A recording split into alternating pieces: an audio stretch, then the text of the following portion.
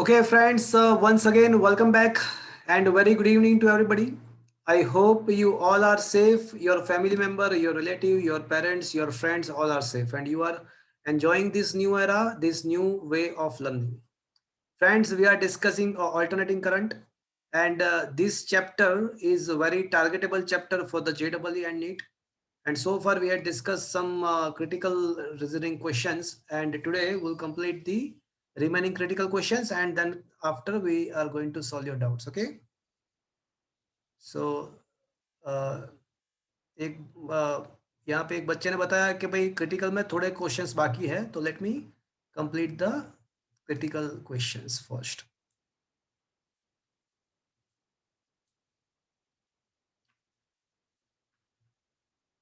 Okay. So anybody tell me what is which is the last question we had discussed in the critical? कोई बताएगा? कौन सा question किया था critical में लास्ट में? Anybody? I think 17th question I had discussed at last.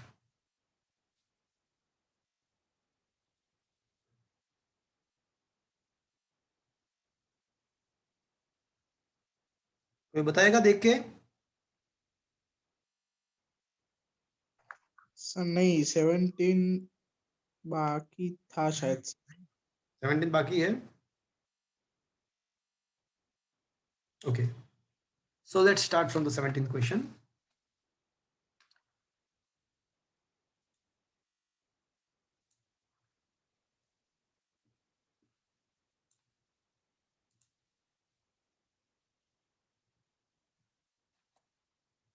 So are you able to see the question number 17 in your mobile screen? Yes sir. Okay. So you can see an AC source of angular frequency omega is fed across a resistance R and a capacitor C in series. देखो सबसे पहले तो ये बात है कि ये कौन सा सर्किट है? तो बताएगा?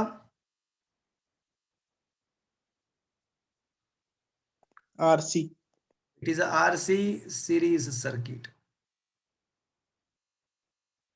मुझे ये बताओ कि what should be the impedance for the RC circuit?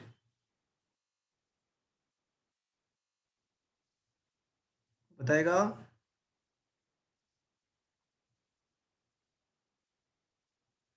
It should be XR square plus XC square.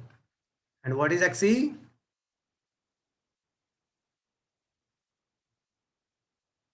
One upon omega C the square. Okay. What is written here? The current registered is I. If now the frequency of the source is changed to omega by 3, but remaining the voltage same, then the current in the circuit is found to be halved. Calculate the ratio of resistance to the reactance, ratio of the reactance to the resistance. मतलब reactance का मतलब capacitive reactance and resistance, इसका ratio मुझे निकालना है. That is a question, right? तो ये हमारा question है. तो in the case one, in the first case, it was mentioned that the your frequency is omega, and then after the frequency is reduced to 1 by 3, omega by 3.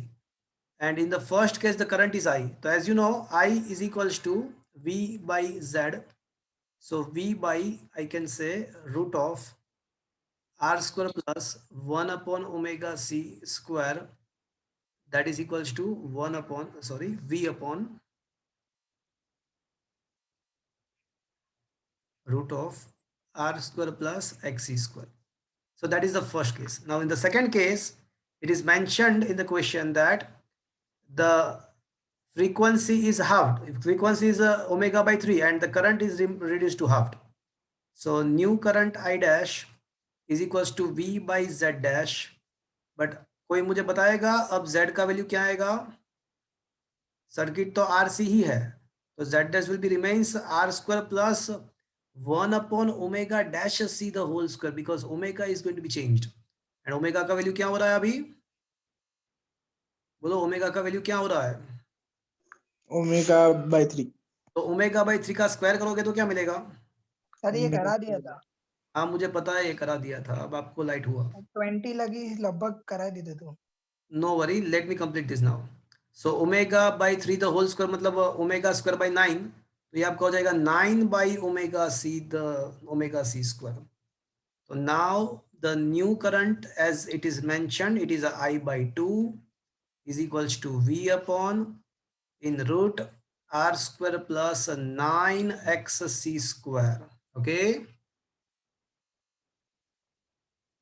So now I should say the current is equals to I is equals to 2V upon root R square plus 9xc square. Equation number 2. So now the equation number 1 and equation number 2, you can see the left hand side of both the equations are similar, right? So left hand side of both the equations are similar. So comparing the right sides. So from equation number 1 and 2, I should say V upon root R square plus XC square is equals to V upon root R square 2V upon root R square plus 9XC square. Now V get cancelled from both the sides, and taking square both the sides and multiplying in the crossway, so it will be equals to R square plus 9xc square is equals to the square of the 2 is 4 into R square plus xc square. So now it will be a R square plus 9xc square is equals to 4R square plus 4xc square. So I should say it is a 3R square is equals to 5xc square, but our target is to find xc upon r. So xc square upon r square is equals to 3 by 5. So that means xc upon r is equals to root 3 by 5. Is that clear, friends? Yes, sir. चलो अब मुझे बताना आप देख के कि कौन सा कहां से बाकी है. ओके, चलो बताओ कहां तक कराया था मैंने? 20 तक करा दिया था, है ना? हाँ सर. 20 तक करा दिया, 21 से बाकी है. सही बात है आपका. तो let's start from the 21. Okay,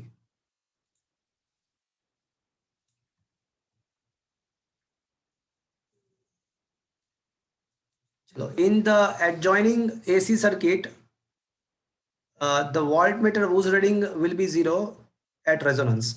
तो at the resonance कौन से voltmeter का रीडिंग 0 होगा? चलो सोच के बताओ मुझे.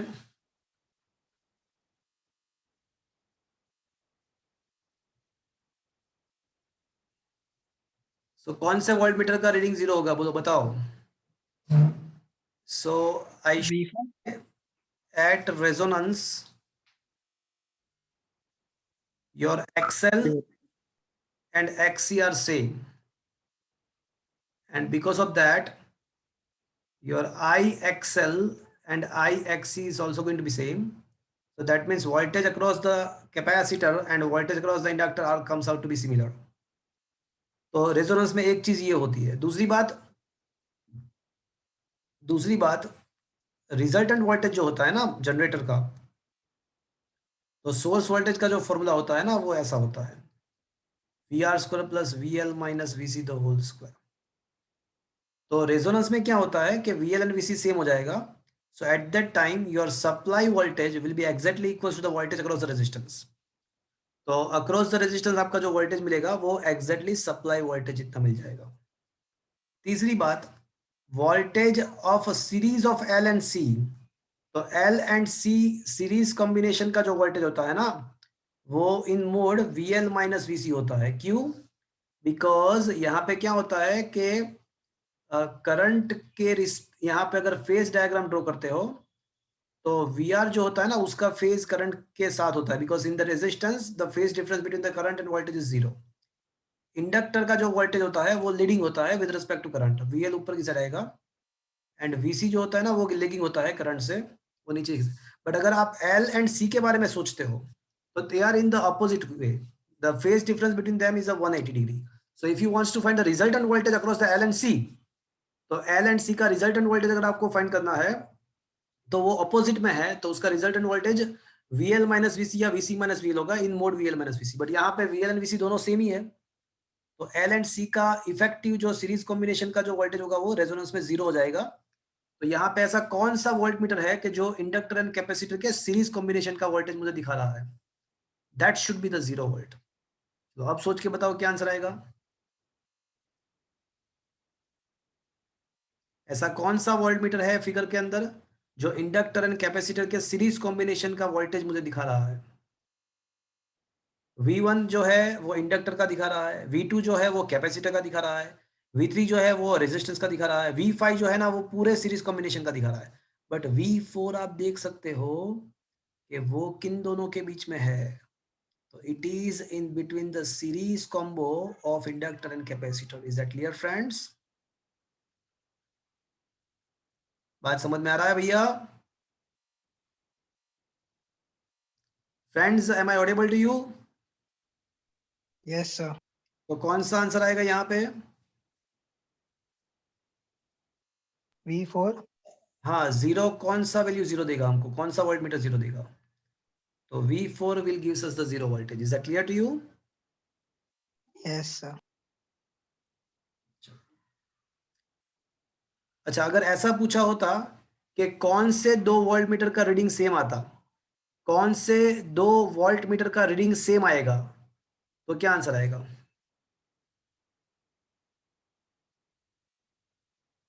तो V1 and V2. V1 and V2 is going to be same, as well as V5 and V3 is also going to be same. V5 is the supply voltage and V3 is the voltage across the resistance. तो supply voltage and resistance के voltage same ही है, तो V5 and V3 भी same आएंगे। Is that clear? Yes, sir. V5 जो है ना वो सप्लाई वोल्टेज है, वो सप्लाई के साथ कनेक्टेड है, देखो। तो V5 एंड V3 भी सेम रिजल्ट मिलेगा मुझे। आया बात समझ में आए?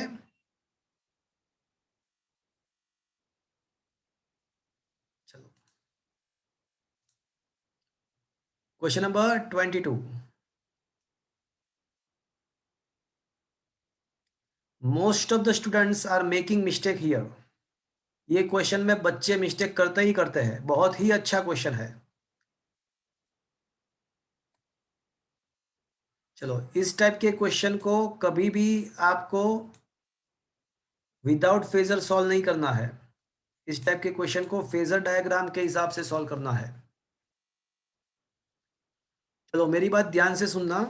पहली नजर पे आपको ऐसा लगेगा, देखो मैं मिस्टेक कहाँ पे हो रहा है पहले मैं आपको ये बता दूं। क्वेश्चन ऐसा है कि what is the effective impedance of the circuit. आपको इंपीडेंस फाइंड करना है। तो इंडक्टर है एंड कैपेसिटर है, वो दोनों एक दूसरे के पैरेलल में है। इंडक्टिव रिएक्टेंस जो है वो 30 है, कैपेसिटिव 20 है। तो सबसे पहले आपको क्या लिखने की इच्छा होगी?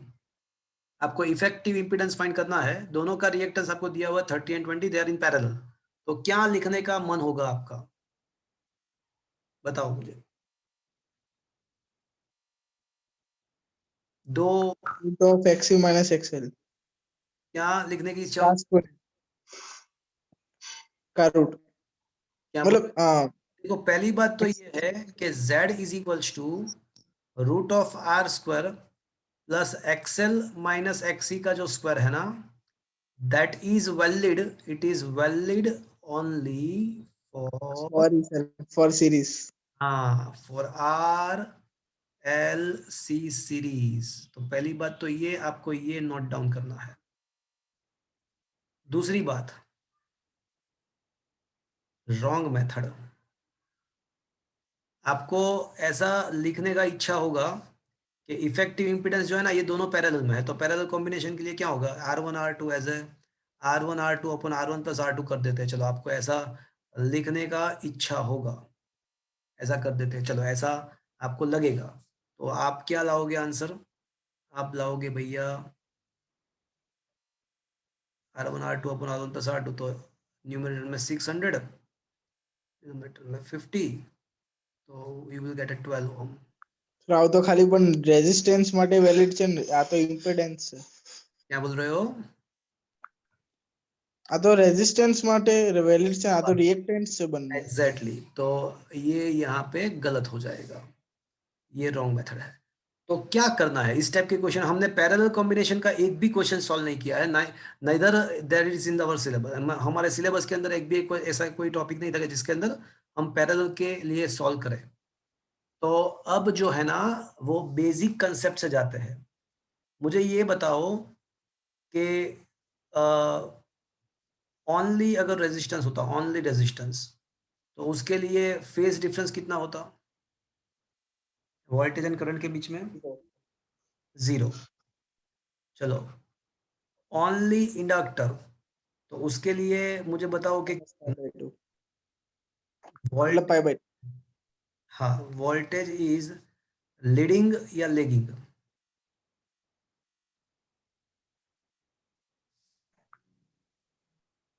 Voltage is leading by phase π/2 with respect to current, and for the only inductor, only capacitor, you must remember that voltage is lagging by phase π/2 with respect to current. देखो ये 3 चीज आपको याद रखना है। इंडक्टर क्या करने का ट्राई करेगा? करंट को लेगिंग करेगा, वोल्टेज को लीड करेगा। कैपेसिटर करंट को लीड करने का ट्राई करेगा, वोल्टेज को लेग करेगा। तो अब यहाँ पे देखो, पहली बात, मुझे यहाँ पे फेज डायग्राम ड्रॉ करना है। तो मैं है ना, ये दोनों पैरेलल में है, तो पैरेलल में क्या सेम हो जाएगा? वोल्टेज हाँ, पैरेलल में वोल्टेज। तो मैं ना एज अ रेफरेंस में वोल्टेज करूंगा, एज अ रेफरेंस में वोल्टेज यहाँ पे बताऊंगा। तो ये हमारा वोल्टेज है, मैंने एज अ रेफरेंस वोल्टेज को कंसिडर किया, तो ये वोल्टेज का फेज हो गया हमारा। अब मुझे ये बताओ कि ये वोल्टेज का तो फेज हो गया, अब करंट इन द इंडक्टर, तो आई एल, तो मुझे बताओ कि आई एल का फेज मुझे कहाँ पे दिखाना चाहिए? ये वोल्टेज के ऊपर की साइड या नीचे की साइड? नीचे के साइड। यस, इंडक्टर के लिए क्या होता है कि इंडक्टर में जो करंट होता है ना वो लेगिंग होता है, वोल्टेज लीडिंग होता है। तो I L must be lagging with respect to voltage. And capacitor का जो करंट होगा वो कहाँ पे होगा? तो बोले वो ऊपर दिखाना पड़ेगा, बिकॉज कैपेसिटर का जो करंट है ना वो वोल्टेज से लीड करेगा। तो ये आईसी आपका हो गया। तो अब ये आईएल एंड आईसी एक दूसरे के अपोजिट आए, तो आपको रिजल्टेंट करंट अगर फाइंड करना है, रिजल्टेंट करंट, तो आपको इफेक्टिव करंट अगर फाइंड करना है ना, तो ये सी माइनस आई है। हाँ, पता नहीं कौन सा बड़ा है कौन सा कम है, मैं मान लेता हूँ कि आईएल ज्यादा है। तो इफेक्टिव करंट आपका जो मिलेगा वो मिल जाएगा आपका क्या? IL minus IC। Is that clear friends? तो ये आपका इफेक्टिव करंट हो गया। Is it understood friend? Yes sir. Okay, तो यहाँ पे मुझे ये पता चला कि इफेक्टिव आई जो है ना वो IL माइनस IC है। Now can I say IL is equals to V upon XL and IC is equals to V upon XC. Is that clear? Is it okay? Yes or no? Yes. बराबर है ना? देखो VL, यहाँ पे देखो voltage तो सबका same ही है, वोल्टेज तो सबका सेम ही है। तो वोल्टेज अपॉन इंडक्टिव रिएक्टेंस करोगे तो आपको IL मिल जाएगा, वोल्टेज अपॉन कैपेसिटिव रिएक्टेंस करोगे तो आपको IC मिल जाएगा। अब यहाँ दोनों में से वोल्टेज को कॉमन लेते हैं, तो 1 upon XL minus 1 upon XC, तो ये वोल्टेज इंटू क्या हो जाएगा आपका? XC minus XL upon XC into XL। तो अब जो है ना मैं V अपॉन आई करूंगा, तो V अपॉन आई को सब जगह इक्वेशन बना दो, तो ये आपका हो जाएगा XC into XL upon XC minus XL। तो ये आपका Z हो गया इम्पिडेंस V बाई आई। तो अब जाके पता चला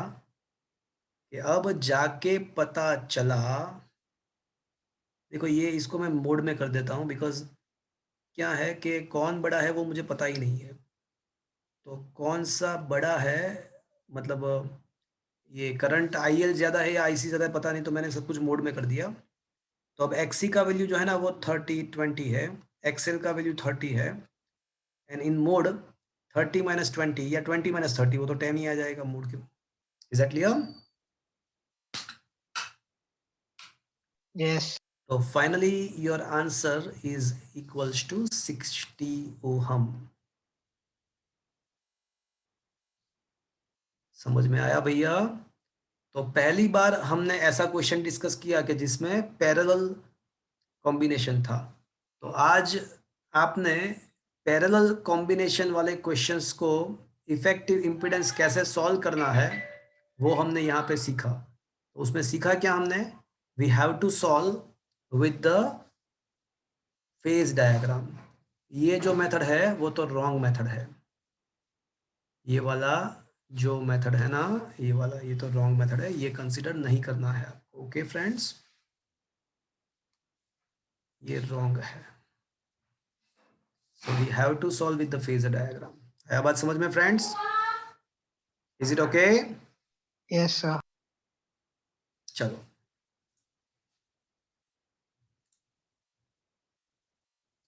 question number 23.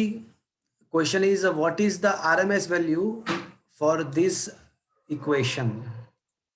तो मुझे RMS वैल्यू निकालना है इसके लिए। तो फ्रेंड्स हमको पता है कि IRMS इक्वल्स टू क्या होता है, IM/√2 VRMS VM by maximum value by √2। But ये IM/√2 एंड VM/√2 वाला जो बात है ना, वो किसके लिए पता है आपको? That is valid only and only for the sine या कोसाइन फंक्शन। उसके लिए ही हमने जो डिराइव किया था कि भाई IRMS is equals to maximum value by √2 और VRMS is equals to VM/√2, ये जो हमने डिराइव किया था that is valid only for sine और कोसाइन फंक्शन। तो यहाँ पे कैसे करेंगे? तो भाई बेसिक डेफिनेशन का यूज करो। तो बेसिक डेफिनेशन क्या है भैया RMS का? तो बोले आपको क्या करना है, आई का स्क्वायर करना है, उसका एवरेज निकालना है, फिर उसका रूट निकालना है। ये करोगे तो आपको मिलेगा RMS। आया बात समझ में फ्रेंड्स? और कोई भी फंक्शन का अगर आपको एवरेज निकालना है, कोई भी फंक्शन हो, तो उसके एवरेज निकालने का फॉर्मूला है 1/t integration 0 to t f of t dt. So this is the formula to have the average of any function. ये कंसेप्ट है इस क्वेश्चन का। तो सबसे पहले एक काम करते हैं हम, है ना, ये आई स्क्वायर का एवरेज निकालते हैं, आई स्क्वायर का एवरेज निकालते हैं। तो आपको क्या करना पड़ेगा, 1/t 0 to t f of t dt, f of t मतलब आई स्क्वायर dt। बट आई का वैल्यू क्या है? तो बोले आई का वैल्यू टी स्क्वायर है, तो आई स्क्वायर का वैल्यू क्या आ जाएगा भैया? 0, आई स्क्वायर क्या हो जाएगा? t⁴ हो जाएगा। यस और नो फ्रेंड्स? यस और no? Is it okay friends? Am I audible to you? Yes, sir. चलो, अब मुझे ये बताओ कि इसका इंटीग्रेशन क्या होगा। t⁴ का इंटीग्रेशन क्या होता है? T5/5. From 0 to capital T। Okay, तो ये हो जाएगा 1/t, पहले अपर लिमिट अप्लाई करो, t⁵/5 माइनस 0⁵5/5, तो 0 ही होगा। एक t कैंसिल हो जाएगा, तो एवरेज ऑफ आई स्क्वायर आपको क्या मिलेगा भैया?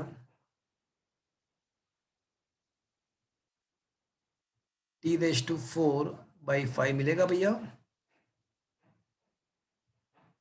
अब अगर आपको RMS वैल्यू फाइंड करना है ना, तो क्या करना पड़ेगा? आपने जो भी यहाँ पे फाइंड किया उसका क्या करना पड़ेगा आपको? रूट निकालना पड़ेगा। तो रूट निकाल दो भैया, ये आपका t² √5 मिलेगा आपको। Is that any option? Yes it is. समझ में आया भैया? Yes, sir. Is it understood? Yes, sir. Okay, question number 24। Is it possible this kind of situation is possible, ऐसा क्वेश्चन पूछा है। तो पहली नजर से हमको ऐसा लगेगा कि ये तो कैसा पॉसिबल है, ये तो किर्चॉफ्स फर्स्ट लॉ को अवॉइड कर रहा है, किर्चॉफ्स फर्स्ट लॉ को यहाँ पे वायोलेट कर रहा है, बिकॉज देखो ये जंक्शन में 10 एम्पियर जा रहा है और 20 एम्पियर बाहर निकल रहा है। तो क्या ये पॉसिबल हो सकता है? जा रहा है 10 एम्पियर और बाहर निकल रहा है 20 एम्पियर, देखो ये 15 एम्पियर प्लस 5 एम्पियर। तो पहली नजर से हमको ये लगेगा कि it is not possible. So no, it is possible. How is it possible? तो मैं एक फिगर ड्रॉ करके देता हूं तो ऑटोमेटिकली आपको समझ में आ जाएगा कि ये पॉसिबल है। मान लो कि आपका ये जनरेटर है और यहां पे आपका इंडक्टर कनेक्टेड है और ये ब्रांच के साथ कैपेसिटर कनेक्टेड है।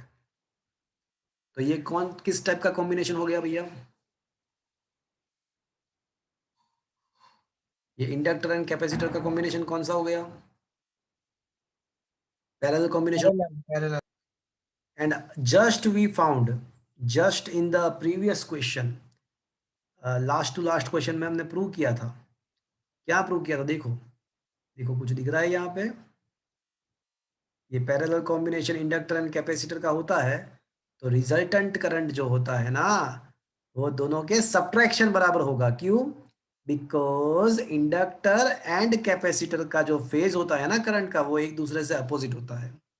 इंडक्टर एंड कैपेसिटर का जो फेज होता है ना वो एक दूसरे से अपोजिट होता है। तो पैरेलल कॉम्बिनेशन में अगर आपको रिजल्टेंट करंट लाना है ना तो आपका फॉर्मूला क्या हो जाएगा भैया? आपका हो जाएगा IC माइनस IL हो जाएगा। और यहाँ पे वही तो हो रहा है, IC 15 है आपका, IL 5 है, तो आंसर 10 आना चाहिए। तो 10 आ रहा है? हाँ आ रहा है भैया। तो ये क्या अभी वैलिड है? Is it possible?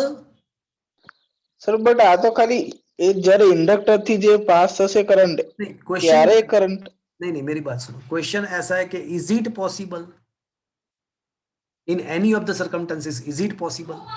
Yes, it is possible in this kind of circumstances. Is that clear? And याद रखना फ्रेंड्स, कहीं पे भी एसी सर्किट में अगर वैल्यू लिखा हुआ है ना, एसी सर्किट में कहीं पे भी वैल्यू लिखा हुआ है ना, तो वो वैल्यू क्या है पता है आपको? वो उसका RMS हाँ, तो यहाँ पे वैसे एसी सर्किट में तो करंट जो होता है वो ऑल्टरनेटिंग होता है, तो you can not write value, but value जो लिखा है वो आरएमएस वैल्यू है। एंड आरएमएस वैल्यू के लिए ये आपका रिलेशन है, this is your relation for the RMS current of the whole circuitry. Is that clear? Sir તો આમાં તો D આવવું જોઈએ ને ઇનસફિશિયન્ટ ડેટા તો नहीं, क्वेश्चन ऐसा है कि इज इट पॉसिबल, तो यस इज पॉसिबल અને फॉर આવા સર આવા ડાયરેક્ટ કંડક્ટર્સ જ બતાવે છે સિમ્પલી सर्किट, बट वो ये it is a part of network. It is, question में ऐसा मेंशन करना पड़ेगा कि it is a part of any network and it is by default considered, it should B by default considered, it's a part of network. पूरा network आपको नहीं दिखाया हुआ है, कहीं कुछ ना कुछ तो होगा आगे पीछे उसके। तो मैंने ऐसा डायग्राम अज्यूम कर लिया, सर्किट अज्यूम कर लिया कि जिसमें ये पॉसिबल हो जाए। तो ये पॉसिबल है कि नहीं है? तो हाँ पॉसिबल है, इस टाइप के सिचुएशन में ये पॉसिबल है। Is that clear friends?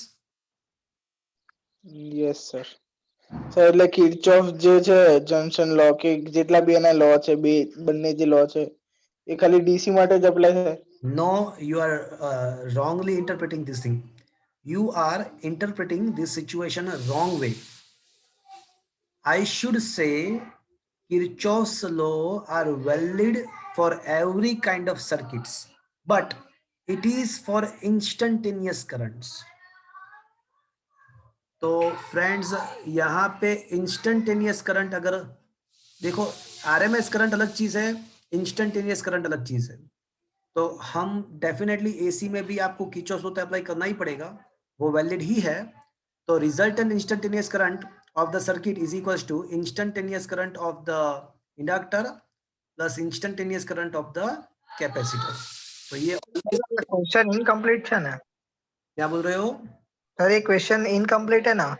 Question में कोई प्रॉब्लम नहीं है। क्वेश्चन में क्या पूछा है आप देखो, पूछा क्या है? Is it possible?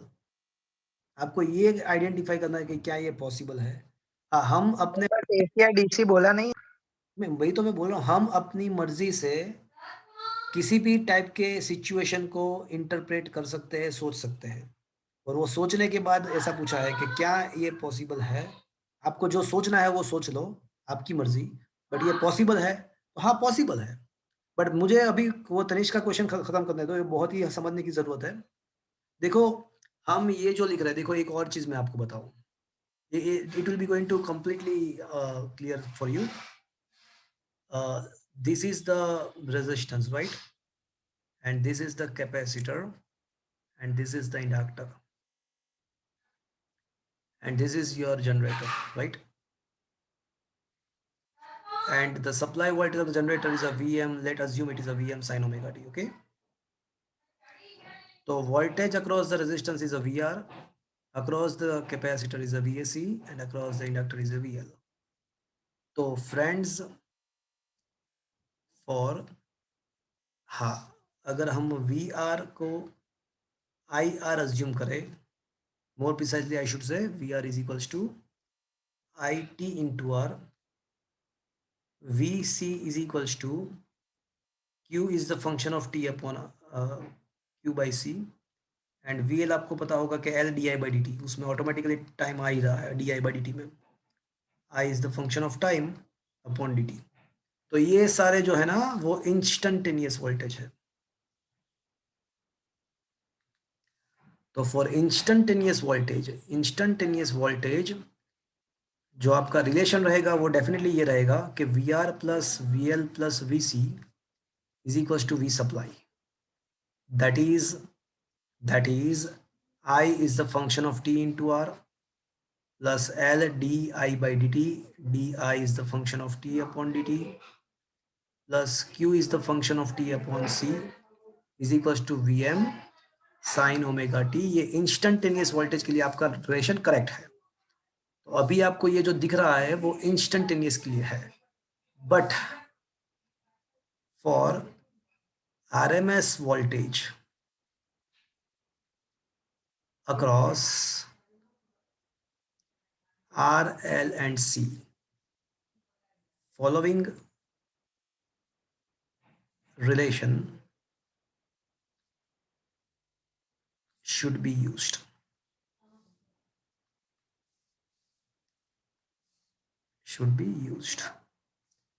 और वो ये रिलेशन है कि V equals to in root VR square plus VL minus VC the whole square. आया बात समझ में? ये हमारा हो गया case 1 in which R, L and C are in series combination, in series। तो ये किचॉफ सेकंड लॉ है एक्चुअली, ये जो है ना वो किचॉफ सेकंड लॉ है KSL। तो ये तो यहाँ पे भी वैलिड है, ऐसा नहीं है कि किचॉफ सेकंड लॉ DC में ही वैलिड है, AC में वैलिड नहीं। वो AC में भी वैलिड है, बट चीज ऐसी है कि वो इंस्टंटेनियस रिलेशन हमको दे रहा है, वो RMS रिलेशन हमको नहीं दे रहा है। अब हम एक और चीज करते हैं, केस नंबर 2। मान लो कि आपके तीनों component inductor, resistance and capacitor all are them are connected in parallel. अगर ऐसा है, आपने सप्लाई दिया है कुछ V, तो यहाँ पे क्या होगा कि I आपका सप्लाई करंट है, यहाँ पे IR है, यहाँ पे IL है, यहाँ पे IC है। तो the relation between instantaneous currents, तो ये हो जाएगा आपका resultant I which is the function of time is equals to IR which is the function of time plus IC which is the function of time plus I inductor which is the function of time। तो ये जो relation है वो valid है, but for RMS relation of current तो आपका ये formula रहेगा I is equals to in root, वही फॉर्मूला जो वोल्टेज के लिए था वो यहाँ पे करंट के लिए आएगा, IR square plus IL minus IC the whole square. IL minus IC the whole square. Is that clear, friends? Is it understood? Yes, sir. IR is equals to V RMS upon R. IL is equals to V RMS of supply voltage upon XL. And IC is equals to V, ये value हमको देगा। यहाँ पे कोई time की बात ही नहीं है, यहाँ पे टाइम नहीं आएगा, ये टाइम के साथ वराई नहीं होगा। So now I think it should be very clear to you. Is that clear? Yes, sir. Is it understood? Yes. तो आपका क्वेश्चन ऐसा था कि क्या किरचॉफ्स लॉ डीसी के लिए ही वैलिड है, क्या वो एसी के लिए वैलिड नहीं है? तो मेरा आंसर ये था कि किरचॉफ्स लॉ सबके लिए वैलिड है, but it is giving the relation for the instantaneous currents and voltage. Okay? And अगर आप Okay, sir. के बारे में सोचते हो तो थोड़ा चेंज हो जाएगा उसका फेज डायग्राम के द्वारा, फेजर डायग्राम के द्वारा हमको एक इक्वेशन मिलेगा, और वो इक्वेशन मैंने लिख के दिया आपको। चलो question number 25।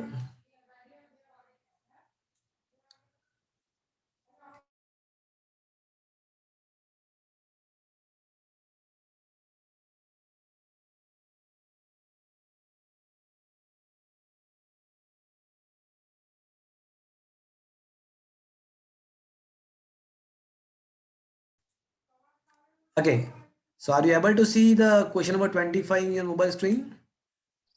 Yes, sir. Okay, what is written here? In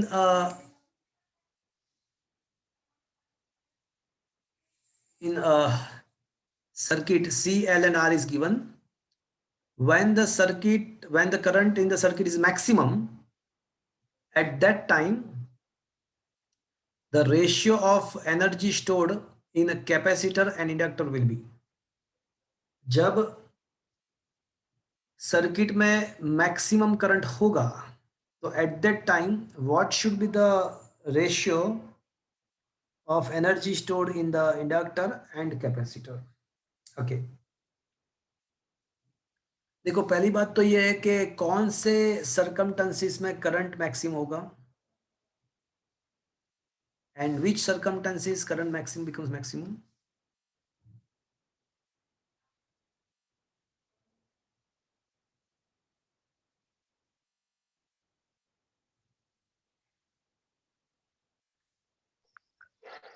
sir resistance के लिए जब वोल्टेज मैक्सिमम होता है। गंदी बात, हाँ। रेजोनेंस जब अचीव होगा तब सर्किट मैक्सिमम करंट फ्लो करेगा। क्या ये बराबर है फ्रेंड्स? अच्छा, हाँ सर, हाँ सर। तो at the time of the resonance, your inductive reactance and capacitive reactance comes out to be equal. Yes or no? अच्छा, यस सर। बराबर है भैया? यस सर, हाँ मतलब वो ओमेगा फाइंड करके फिर वो Hmm. एनर्जी डेंसिटी वो सब। Okay. Now, as a XL and XC are equal, I should say voltage across the inductor and voltage across the capacitor is also equal. Is that clear? And your omega जो है ना, वो हो जाएगा 1/√LC। वो हमने resonating frequency के लिए प्रूव किया हुआ है। Am I right, friends? Yes. Okay,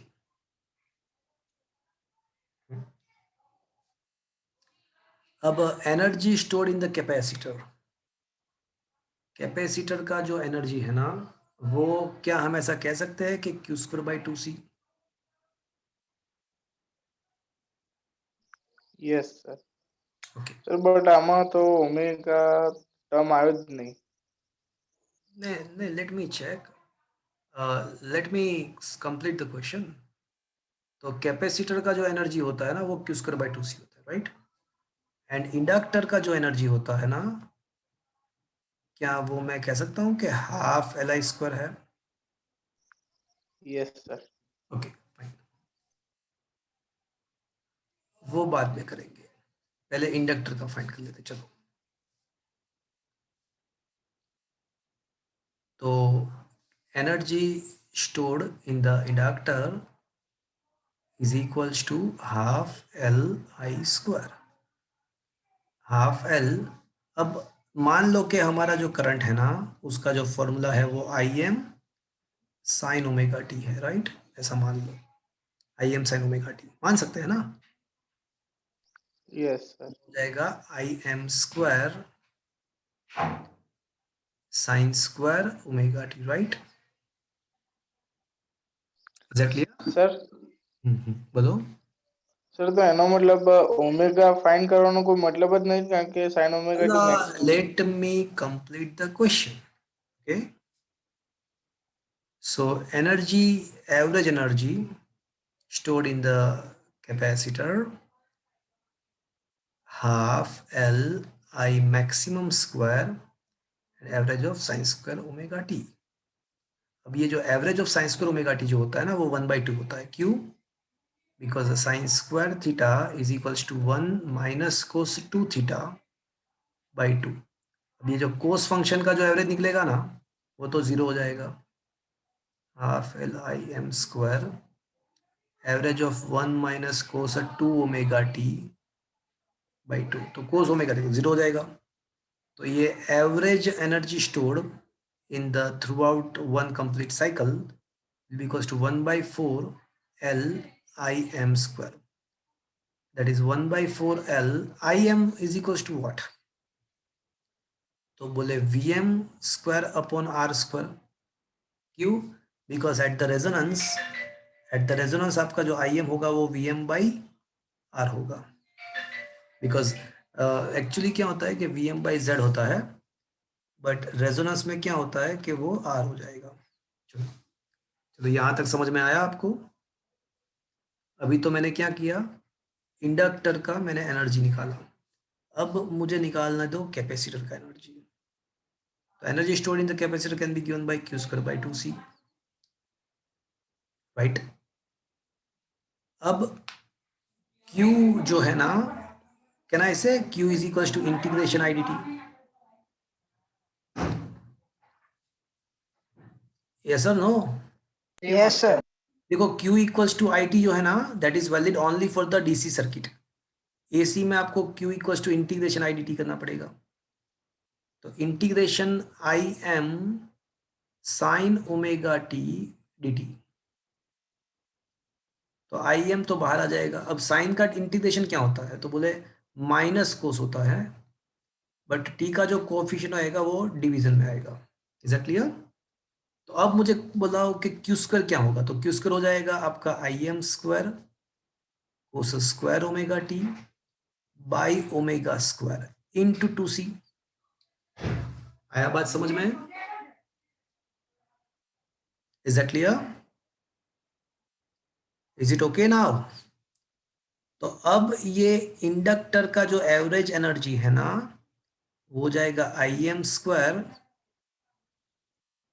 upon, इसको आई एम स्क्वायर ये लिखने की जरूरत नहीं है, तो I M square upon 2c omega square और average of the cos square theta. तो वापस से ये कोस स्क्वायर फंक्शन का एवरेज भी 1/2 ही होगा। क्यों? बिकॉज इट इज अ 1+2 का 1+2 कोस omega T 1+ cos 2 omega T by 2, तो इसका भी 1/2 ही आएगा। तो I M square by 2c। अब ओमेगा स्क्वायर के बदले 1/LC लिखो तो चलेगा? देखो अब ये यूज हुआ और इसका एवरेज 1/2 मिलेगा।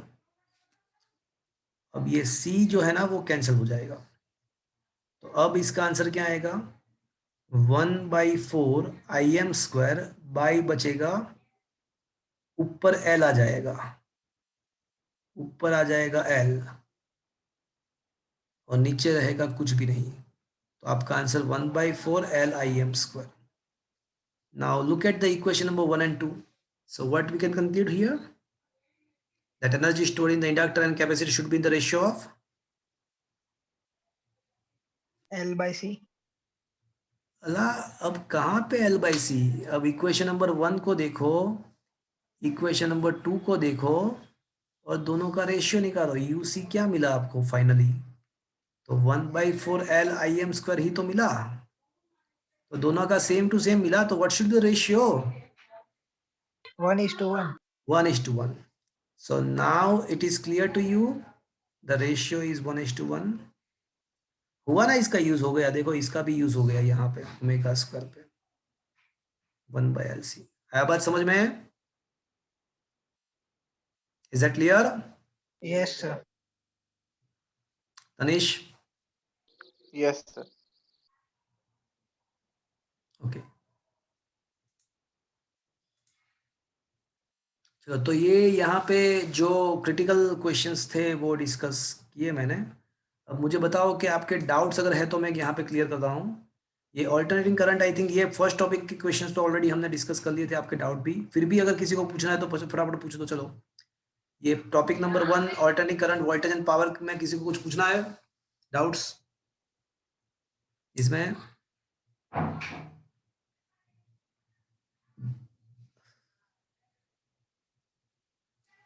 एंड ये एसी सर्किट वाला जो टॉपिक है उसमें से किसी को पूछना है डाउट्स?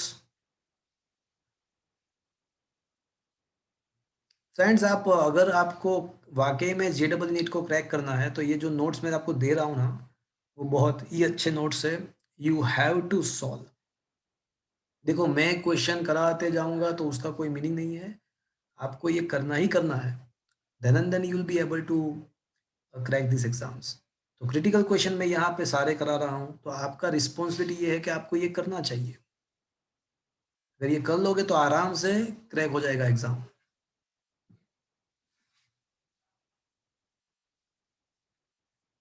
देखो, आप पूछ नहीं रहे हो मतलब कि जो कोई कर नहीं रहा है, मतलब नहीं होगा आपसे क्रैक, करना पड़ेगा।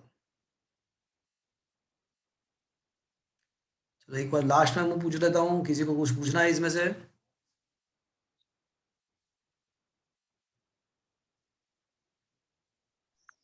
એ પાછા સોલ્યુશનમાં ગો થ્રુ કરીએ છીએ ને તો થોડુંક આઈડિયા આવી જાય છે કે શું કરવાનું હતું, એટલે આમ एक्चुअली ડાઉટ હોય क्या પણ करना चाहिए आपको? You should not look at the solution, you should try yourself, and if you are not able to solve, you have to ask the doubt. Don't look at the solution. You should try yourself, and you should ask the doubts. चलो, कुछ graphical questions है तो मैं फटाफट उसको भी एक बार हम ट्राई करते हैं कि सॉल्व करना। ओके, तो मैं ग्राफिकल क्वेश्चंस जो है ना वो एक छोड़ के एक में कराता हूँ, राइट? ऐसे करते हैं 1 3 5 या 2 इवन जाते हैं। चलो, 2 से स्टार्ट करते हैं। चलो,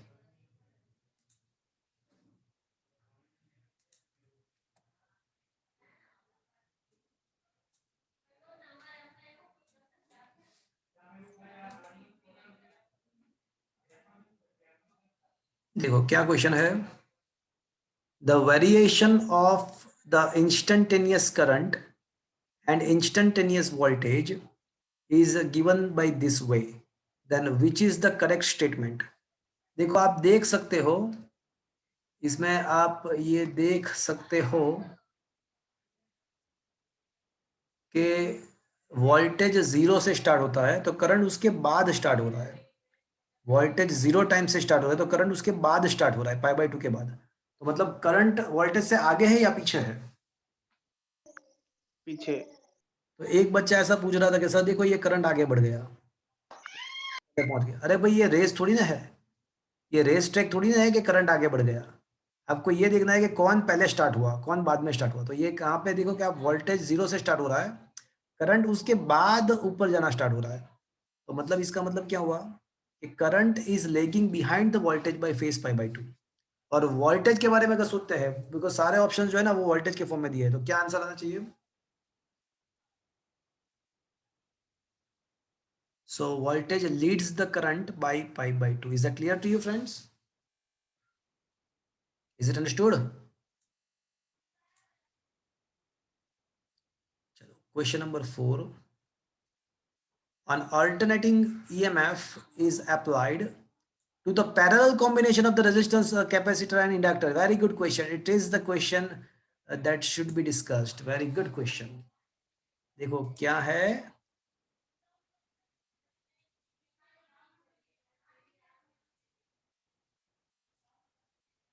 देखो क्या लिखा है कि पैरेलल कॉम्बिनेशन है इंडक्टर, कैपेसिटर एंड रेजिस्टेंस का, और अब क्या किया हुआ है, उसके साथ जनरेटर को कनेक्ट किया हुआ है, तो उसके लिए कौन सा फेजर डायग्राम वैलिड होगा? बहुत ही अच्छा क्वेश्चन है। तो पहली बात मुझे ये बताओ कि पैरेलल कॉम्बिनेशन है तो कौन सा क्वांटिटी सबके लिए सेम रहेगा? VRMS। देखो आरएमएस मत बोलो, वोल्टेज बोलो। हाँ, voltage. So voltage will B remains the same. हाँ वीआरएमएस भी बोल सकते हो, कोई दिक्कत नहीं है। तो वोल्टेज का जो वैल्यू है ना वो सबके लिए सेम रहेगा। तो जब आप फेज डायग्राम ड्रॉ करते हो ना, तो और जो चीज सबके लिए सिमिलर होती है ना, उसको बेस बना दो, तो आपका वोल्टेज जो है ना वो बेस रहेगा। अब आपको पता है कि रेजिस्टेंस के लिए आपको पता है कि voltage and current in phase होते हैं, तो current in the resistance will be in the phase with the voltage.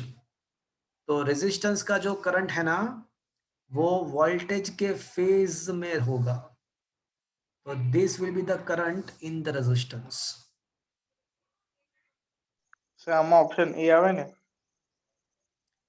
अब देखो option B and option D तो निकल गया, अब देखते हैं क्या आएगा। चलो अब सोचो कि कैपेसिटर में वोल्टेज एंड करंट के बीच में क्या रिलेशन है कैपेसिटर में। तो कैपेसिटर में करंट जो होता है वो वोल्टेज से लीडिंग होता है। कैपेसिटर क्या करता है कि करंट को लीड करता है। तो कैपेसिटर का करंट जो है ना वो लीडिंग है वोल्टेज से। हाँ, ले ऑप्शन सी। सॉरी। हाँ तो आईसी ऊपर आएगा एंड इंडक्टर में करंट लेगिंग होता है, तो इंडक्टर का जो करंट है ना वो लेगिंग होगा, तो आईएल नीचे आएगा।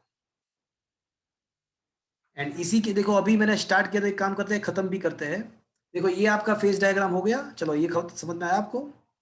यस। ओके। तो यहाँ पे मैं दो तीन चीज और फाइंड करने वाला हूँ, दो तीन चीज मैं और फाइंड करने वाला हूँ। तो बिकॉज ये है ना बहुत ही, ये पैरेलल कॉम्बिनेशन वाला टॉपिक बहुत कॉम्पिटिटिव, बहुत सारे कॉम्पिटिटिव एग्जामिनेशंस के अंदर पूछते हैं, तो इसको एक बार हमको समझ लेना चाहिए। क्या पर? हाँ उसमें इम्पीडेंस क्या होता है, उसका करंट का रिजल्टेंट फॉर्मूला क्या होता है, ऐसे अलग अलग टाइप के क्वेश्चंस पैरेलल कॉम्बिनेशन के लिए पूछते हैं। तो मैं अभी थोड़ा बहुत आपको समझाता हूँ। तो ये पैरेलल कॉम्बिनेशन का भी कोई भी क्वेश्चन आएगा ना आपके एग्जाम के अंदर तो आपको वो आ जाएगा। चलो मैंने ऐसा मान लिया कि आईएल ज्यादा है आईसी से, तो मुझे ये बताओ कि ये आईएल एंड आईसी का इफेक्टिव करंट कितना आएगा, कहाँ पे आएगा? तो आईएल एंड आईसी का इफेक्टिव करंट यहाँ पे नीचे आएगा, और उसका वैल्यू कितना होगा भैया? IL minus IC। और अभी हमें यहाँ पे फेज डायग्राम खत्म करेंगे, फेज डायग्राम हम यहाँ पे खत्म करेंगे। ये आपका रिजल्टेंट करंट मिलेगा आपको।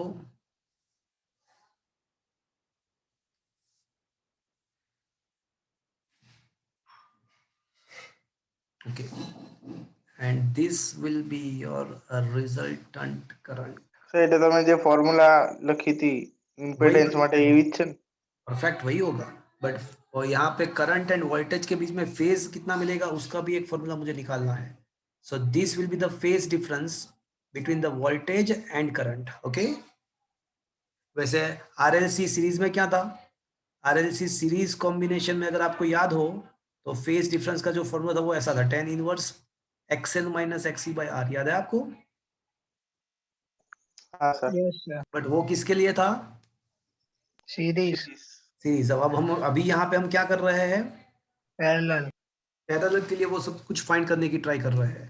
तो मुझे दो चीज फाइंड करना है, एक तो इम्पीडेंस मुझे फाइंड करना है पैरेलल कॉम्बिनेशन का, और दूसरा मुझे फेज डिफरेंस फाइंड करना है। अब टारगेट समझ में आया आपको क्या करना है मुझे यहाँ पे? तो दो चीज करनी है। चलो now from figure can I say resultant current is equals to in root. देखो फिगर को देख के क्या मैं ऐसा कह सकता हूँ कि ये जो करंट है वो I R square into I L minus I C the whole square हो जाएगा। देखो कहाँ से आया ये फॉर्मूला, देखो लुक एट दिस फिगर। तो ये आपका करंट है, राइट, ये आपका IR है, ये आपका, और ये IL माइनस IC है। तो from the parallelogram, from the Pythagoras, इसका जो वैल्यू आएगा, इसका जो मैग्नीट्यूड आएगा इसका, तो that will, this I am talking about this current, resultant current, तो that will be equal to this square plus this square, उसका रूट निकालो तो इसका मैग्नीट्यूड मिल जाएगा। Is that clear to you? Is it okay? Yes. Yes, sir.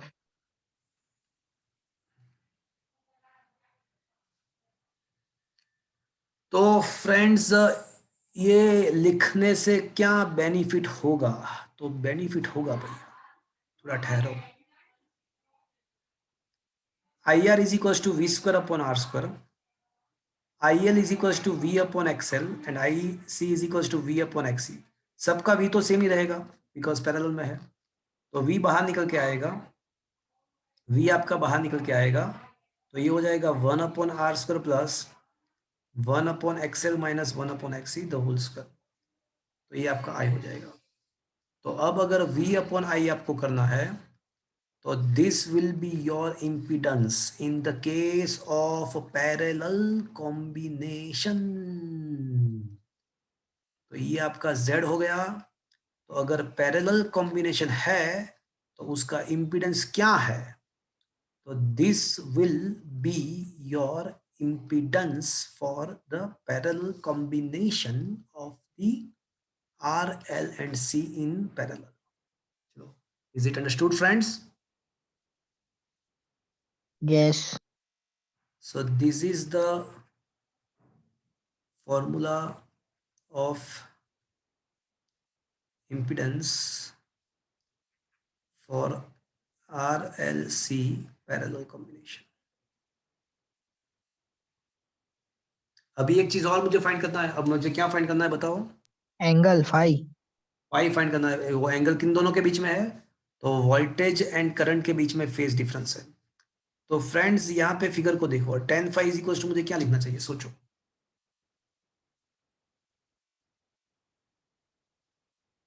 सोचो सोचो सोचो जरा। IR upon IL minus IC। गंदी बात, गंदी गंदी गंदी बात। तो अरे हाँ, opposite opposite side upon opposite side adjacent side, opposite side जो है वो IL minus IC, is that clear? Yes sir. तो ये आपका हो जाएगा tan phi is equals to, sir તમે ગીત ગાધું એટલે હું ડિસ્ટર્બ થઈ ગયો। अच्छा ऐसा हुआ, तो ये हो जाएगा V upon XL minus V upon XC V upon R. V will be going to cancelled out from all the sides. R goes to the numerator और बचेगा 1 upon XL minus 1 upon XC. So finally we got the answer of the phase angle between the voltage and current in the case of RLC in parallel. क्या ये चीज आपको समझ में आया भैया? Yes sir. तो अभी ये एक पूरा एक अलग ही टॉपिक हो गया आपके लिए। ये आपको याद रखना है, इसको समझना है। इसके बेस पे बहुत सारे कॉम्पिटिटिव एग्जामिनेशंस में मैंने क्वेश्चन देखे हुए हैं। एक पूरा टॉपिक खत्म हुआ। Is that clear? ये समझ में आया फ्रेंड्स आपको? हाँ सर। ओके, चलो क्वेश्चन नंबर 6 पे आ जाते हैं। तो मुझे इसका RMS निकालना है। तो फ्रेंड्स अब ये ट्राई करना, आप RMS निकाल सकते हो। आपको क्या करना है? स्क्वायर करना है। देखो इसको चलो निकाल ही देते हैं।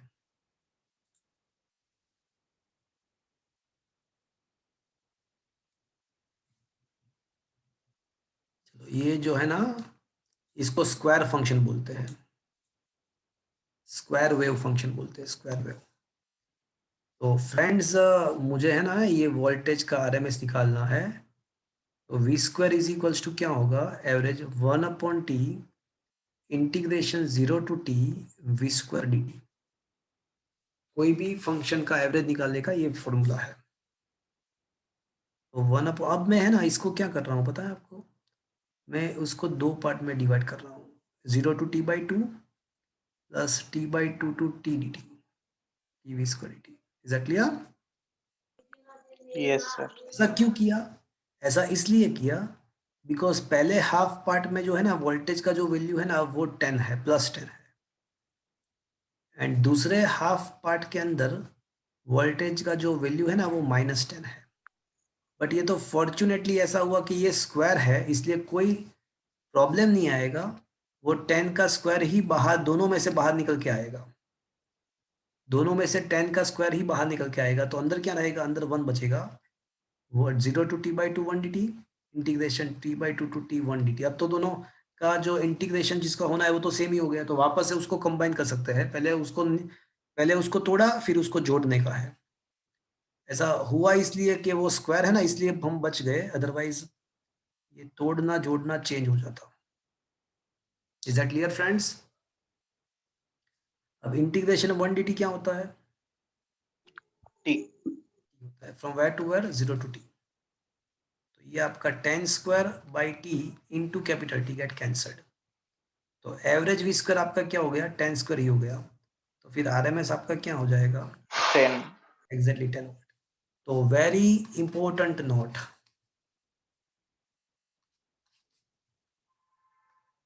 वन, और V is equals to VM sine omega T, और V is equals to VM cos omega t. Your RMS voltage is equals to VM by √2, right? But for this kind of square wave, इसको square wave बोलते हैं, तो आपका RMS जो value होता है ना वो एग्जैक्टली वीएम ही होता है। Maximum value itself is RMS value. Is that clear to you? इसका जो मैक्सिमम वैल्यू है वही उसका आरएमएस वैल्यू है। Is that clear to you? Yes sir. So that is the conclusion we obtain here.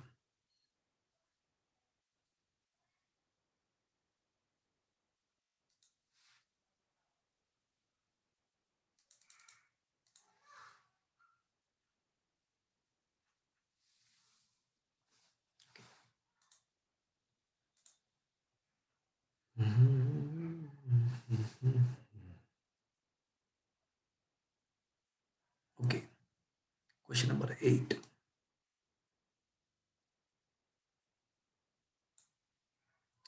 So question is the average value of the output current in this case. तो यहाँ पे आपको average निकालना है।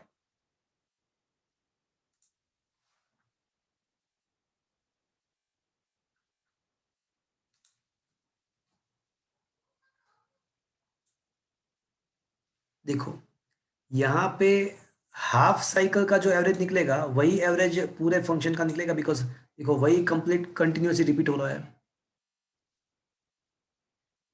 तो इसको 0 बोलते थे, इसको ई बोल देते हैं। कैपिटल। ओके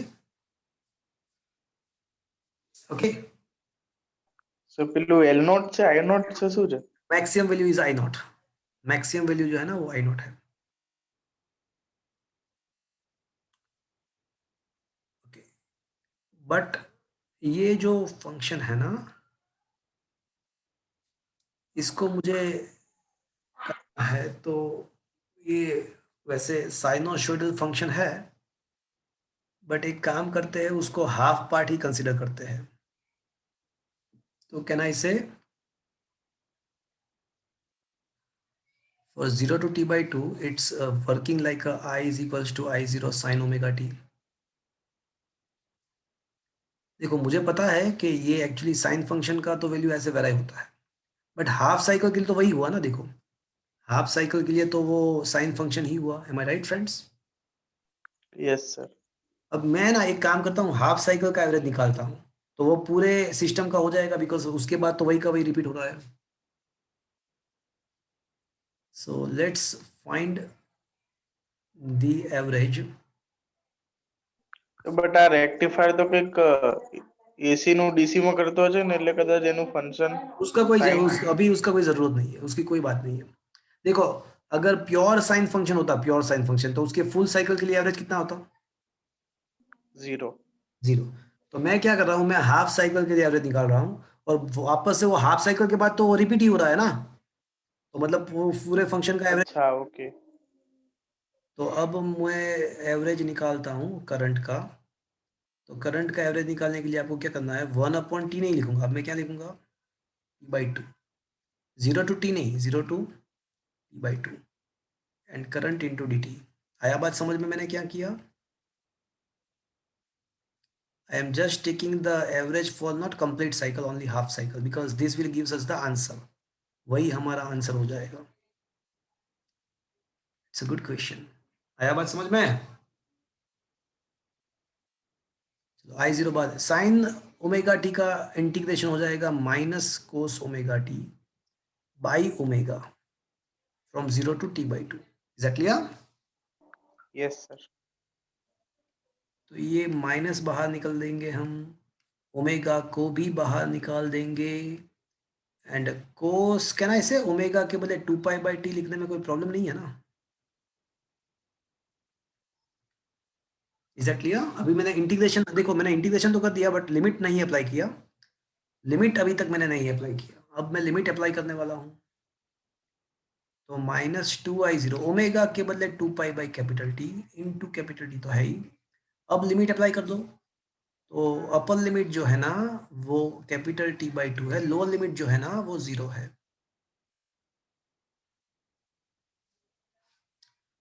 तो फ्रेंड्स यहाँ पे टी कैंसल, 2 कैंसल, तो कोस पाई बचेगा और 2 कैंसिल हो जाएगा, टी कैंसिल हो जाएगा, बचेगा यहाँ पे -i0/पाई बचेगा। ओके, और यहाँ पे बचेगा कोस पाई -1 कोस 0 1, -1 वापस से माइनस तो -2। तो finally your answer for the half of the cycle the average is 2i0/पाई। तो ये आपका एवरेज हाफ साइकिल के लिए है, बट वो हाफ साइकिल के बाद वापस सब कुछ रिपीट ही हो रहा है ना, वही का वही, तो इसका मतलब कि पूरे सिस्टम का वही एवरेज वही का वही रहेगा। तो दिस इज योर आंसर 2i0/पाई। It's a good question, very good question. आया बात मैंने क्या बोला, समझ में आया आपको पूरा चीज? Is it understood? Yes yes sir.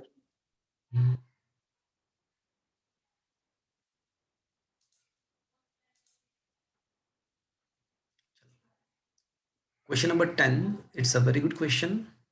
थोड़ा सोच के समझ के मुझे आंसर बताना।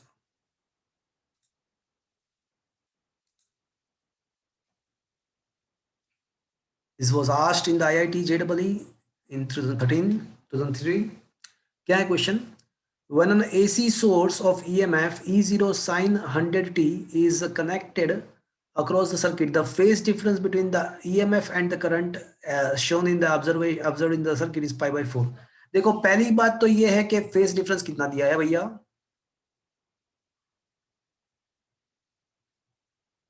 कितना दिया है भैया? π/4। बट कौन लीडिंग है कौन लेगिंग है? देखो करंट यहाँ से स्टार्ट, वोल्टेज उसके बाद स्टार्ट हो रहा है, देखो तो कौन लीडिंग है कौन लेगिंग है?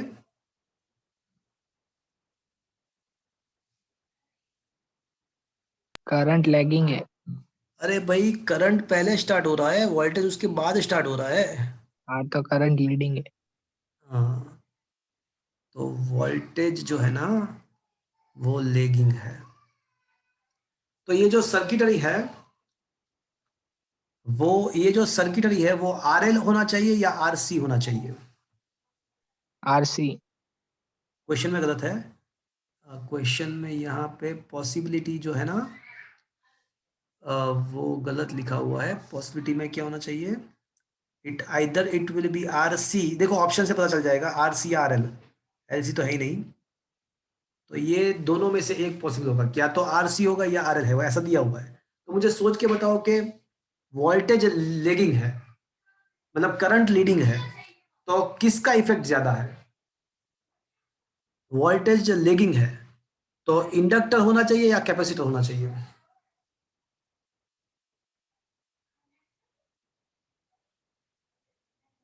बस बताओ मुझे। Inductor inductor. अरे भैया इंडक्टर में क्या होता है पता है आपको? मुझे बताओ, सोचो ओनली इंडक्टर के लिए करंट लीडिंग होता है या करंट लेगिंग होता है? ओनली इंडक्टर के लिए करंट लीडिंग होता है। नहीं, ओनली इंडक्टर के लिए क्या होता है, फिर से बोलो, सोच के बताओ। हाँ सर सर लैगिंग होता है। हाँ, इंडक्टर क्या करने का ट्राई करता है, करंट को लेगिंग करता है, एंड कैपेसिटर करंट को लीड करता है। तो यहाँ पे करंट लीडिंग है भैया, यहाँ पे वोल्टेज लेगिंग का मतलब करंट लीडिंग है। तो करंट लीडिंग है तो ये कौन सा सर्किट होना चाहिए? Capacitor. Exactly, must consist of R and C only. तो मतलब ये दोनों ऑप्शन तो कैंसिल हो जाएगा, पहली बात तो ये। Is that clear? अब दो बचे, समझ में आया मैं क्या बोल रहा हूँ? अब yes. For RC circuit, for RC circuit tan phi मतलब phase difference is equal to XC by R होना चाहिए। अब यहाँ पे फाई का वैल्यू क्या दिया हुआ है, पाई बाय 4। तो tan phi by 4 must be equal to XC by R. अब पाई बाय 4 का तो 1 होता है, तो इसका मतलब कि XC should be equal to R. Okay, अब देखते हैं ऑप्शन ए या ऑप्शन बी, दोनों में से कौन सा वैलिड है। बट करना क्या है, हमारा क्या होना सेटिस्फाई होना चाहिए, एक्सी एंड आर का वैल्यू सेम होना चाहिए। Now cross checking the option A, cross checking the option A, XC find करो तो एक्सी इज इक्वल टू 1/ओमेगा सी। तो 1/ओमेगा का वैल्यू यहाँ पे है, देखो ये रहा, को साइन 100 हटी, तो ये हमारा लिए ओमेगा है, ये that is our omega, omega 100 है। सी का वैल्यू है ऑप्शन ए में 10 माइक्रो, तो 10 × 10⁻⁶। तो अब ये 10⁻⁻⁶ ऊपर जाएगा, 10⁻+6 हो जाएगा, डिनोमीटर हो जाएगा आपका 10⁻³ हो जाएगा। तो ये हो जाएगा आपका 1 kilo ohm. Is that clear? तो आर का वैल्यू कितना है ऑप्शन ए में, 1 किलो ही है, मतलब क्या हुआ, ऑप्शन ए। ये करेक्ट है। आया बात समझ में? Yes. It's a very good question, समझ में आया पूरा चीज? आ रहा है, पल्ले पड़ रहा है, अच्छा मजा आ रहा है। हाँ सर। चलो,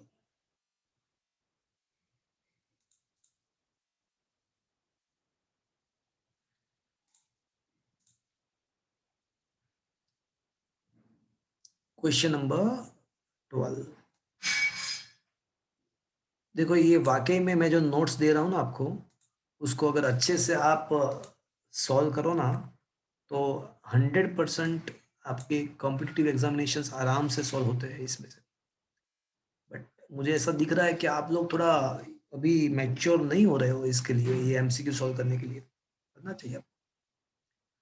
voltage across the pure inductor, चलो इंडक्टर है, प्योर इंडक्टर, तो फॉर प्योर इंडक्टर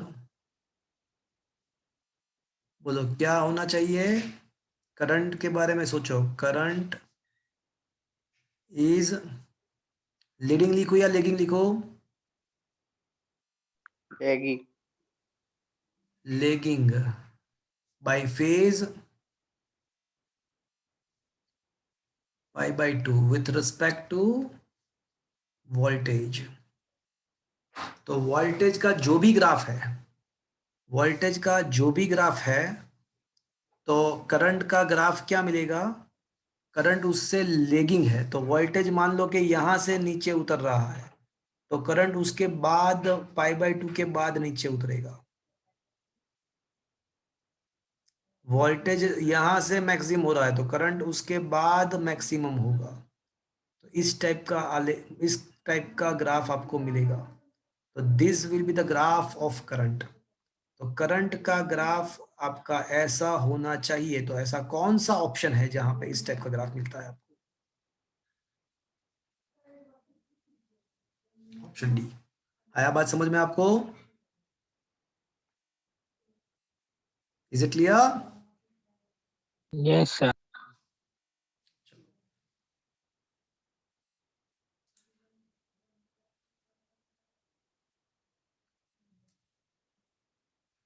चलो क्वेश्चन नंबर 14। इस चैप्टर में मैंने ग्राफिकल क्वेश्चन इसलिए कराया है बिकॉज ये ग्राफिकल क्वेश्चंस इस चैप्टर में बहुत इंपॉर्टेंट रोल प्ले करते हैं, because most of the graphical questions will based on the phasor and that kind of situation. देखो the phasor diagram, vector diagram of the current and voltage for the circuit is shown figure. तो पहली बात तो मुझे ये बताओ कि यहाँ पे कौन आगे है कौन पीछे है, वोल्टेज आगे है या करंट आगे है?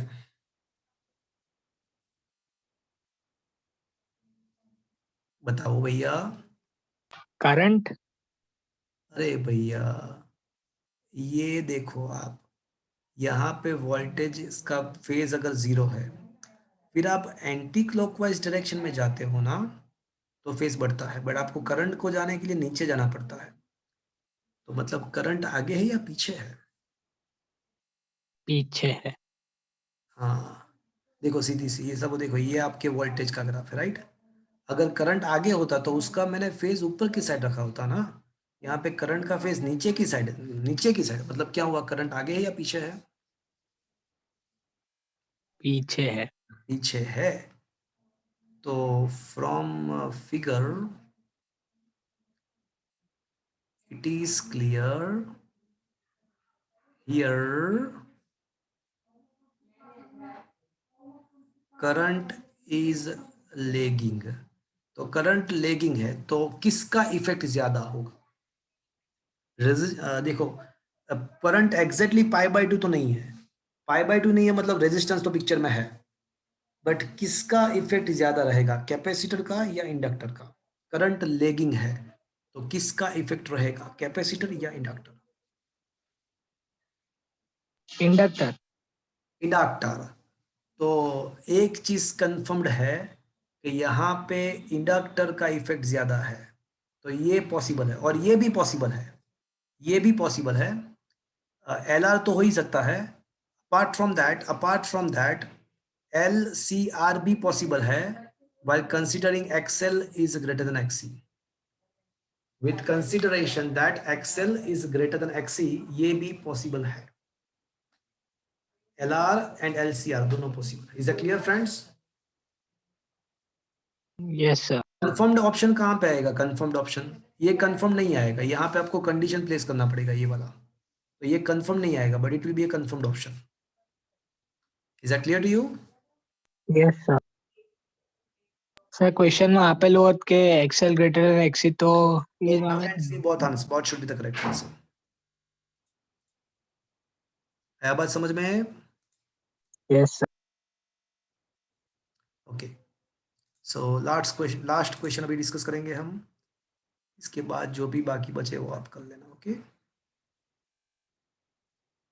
चलो, I versus V curve for the anti resonance. देखो रेजोनेंस में क्या होता है, आई वर्सेस वी ग्राफ, ये क्या, आई वर्सेस वी ग्राफ, तो पहली बात नहीं, अच्छा फ्रीक्वेंसी है यहाँ पे, वी मतलब फ्रीक्वेंसी भैया, ये फ्रीक्वेंसी का सिंबल कभी कभी म्यू होता है ना, तो ये फ्रीक्वेंसी ही है, हाँ भैया, तो ये वी नहीं है, ये फ्रीक्वेंसी है। तो करंट का फ्रीक्वेंसी के साथ एंटी रेजोनेंस सर्किट में क्या रोल होगा? तो फ्रेंड्स, रेजोनेंस सर्किट में क्या होता है, करंट, ये यहाँ पे फ्रीक्वेंसी ऐसा मान लो भैया, ये कंफ्यूज कर रहा है आपको म्यू, तो हमने रेजोनेंस, ये रेजोनेंस कब है, मैं right friends? Anti resonance obviously कौन सा होगा?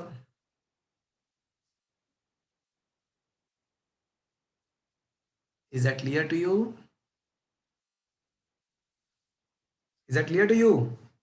Yes. Okay, and let's last question, ये लास्ट क्वेश्चन को लेते हैं, ये खत्म हो जाए। Okay, which of the following plot may represent the reactance of the LC combination? L and C का कॉम्बिनेशन का रिएक्टेंस क्या होगा? तो पहले तो LC कॉम्बिनेशन का रिएक्टेंस हमको फाइंड करना पड़ेगा। ओके, तो friends, for LC series reactance, resultant reactance is equals to in mode XL minus XC, तो ये आपका रिएक्टेंस है, it is omega L minus 1/ओमेगा सी इन मोड, इस टाइप का होगा। z वर्सेस ओमेगा का ग्राफ आपको ड्रॉ करना है, z वर्सेस ओमेगा। तो कैसे हम करेंगे? तो when omega becomes 1 by root LC, at that time your z becomes 0, because at that time क्या होगा, xl is equals to xc हो जाएगा। तो 0 ये रहा आपका, ये हो गया आपका। तो नंबर 1 ओमेगा का वैल्यू अगर ये है तो z 0 हो जाएगा। नंबर 2, अगर omega is less than 1 by root LC, तो omega square is less than 1 by LC, then omega L is less than 1 upon omega C. So in this kind of circumstances, आपका omega L minus 1 upon omega C, मान लो कि हम यहाँ पे XC minus XL पढ़ रहे हैं, तो 1 upon omega C minus omega L है। तो मतलब एक बार पॉजिटिव आएगा, एक बार आंसर नेगेटिव आएगा, तो पॉजिटिव भी आएगा, नेगेटिव भी आएगा, जीरो भी आएगा, तो मतलब ये D should be the right answer. Is that clear to you? Yes sir. Is it okay? Sir but mod છે તો નેગેટિવ કઈ રીતે આવશે? वो रिएक्टेंस है ना, इम्पीडेंस नहीं है। ओके, तो मतलब आपको जस्ट रिएक्टेंस ही लिखना है, मतलब एक्सएल माइनस एक्सी या resultant X is equal to either XL minus XC और XC minus XL. Is that clear? Yes sir. तो ये रिजल्टेंट एक्स आपको फाइंड करना versus omega. Okay okay sir. तो फ्रेंड्स, इसका जो मैं पीडीएफ है ना वो मैं आपको भेज दूंगा। तो आज का सेशन मैं यहाँ पे ख़त्म कर रहा हूँ। मैं चैप्टर नंबर 9, यहाँ पे 7 चैप्टर भी आपका ख़त्म हो रहा है। अब इलेक्ट्रोमैग्नेटिक वेव्स एंड ऑप्टिक्स के नोट्स में आपको भेज दूंगा, ऑफिस पे भी आप कलेक्ट कर सकते हो 2-3 दिन के बाद। बट आज का सेशन मैं यहाँ पे ख़त्म कर रहा हूँ। Is it clear friends?